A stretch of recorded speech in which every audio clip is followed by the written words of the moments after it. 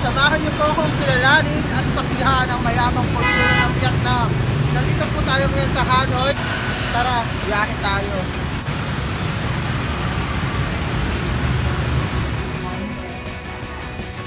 How much po?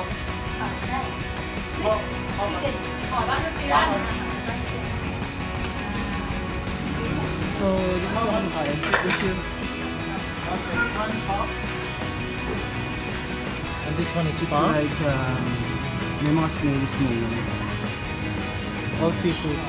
Ah, okay. Okay. Shukran. And with herbs, some herbs and spices. Poon? Poon up. Poon up. This one is snail, but they call this one is spoon up. Spoon up. Sarap.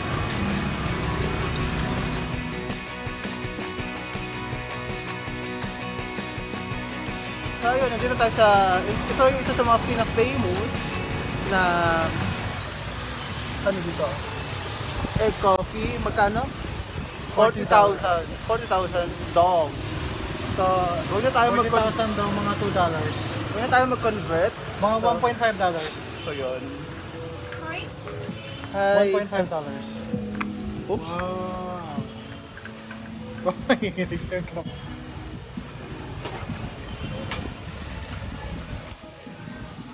Look at them. It's very normal for them.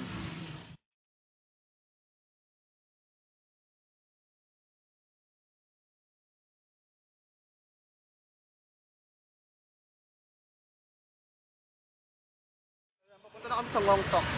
Wongtok Temple daw.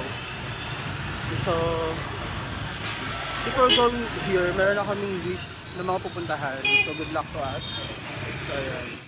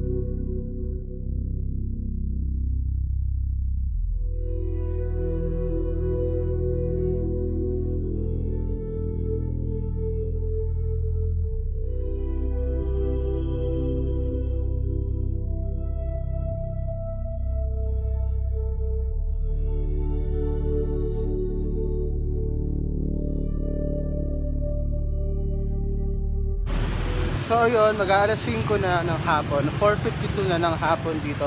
Pero since umuulan, makulimlim, ito yung panahon, napaka-gloomy, nakakatamad. Pero hindi siya dahilan para hindi kami makapag-travel, baka mapuntahan yung mga lugar na gusto namin mapuntahan.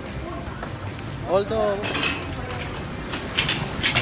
naulan, so iinom na lang kami ng gamot, na maraming gamot para hindi kami lagnatin. Kasi by tomorrow, nasa halong day kami. So yun.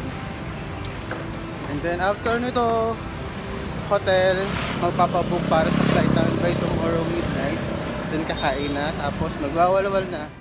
So yun po, nandito na po kami sa hotel for the meantime. Magpapahinga ng konti and then dinner na kami and then night out after. Night out, so good luck sa amin and we will enjoy the night here in Hanoi, Vietnam.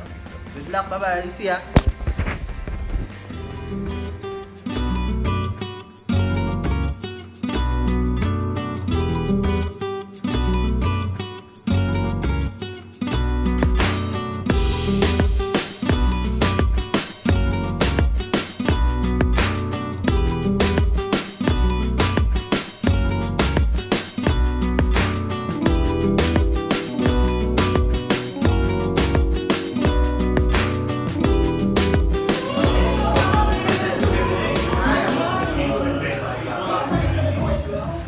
Balik ko ngayon naming mag nightlife.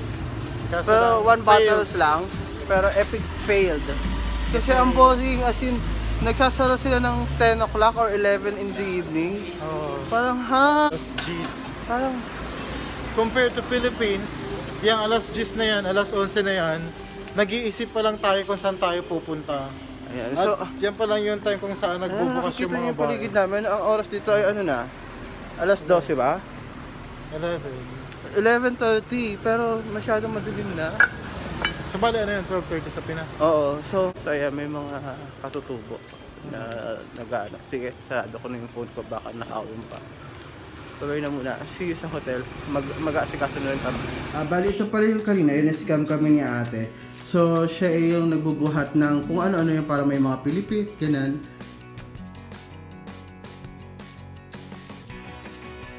So, ako naman, na parang si RJ kasi sa lumapit si ate, sabi niya picture.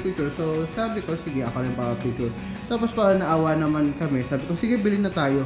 Habang kumuha siya ng marami, binibentahan kami ng maraming ganito. 150,000 dog. Sabi namin no.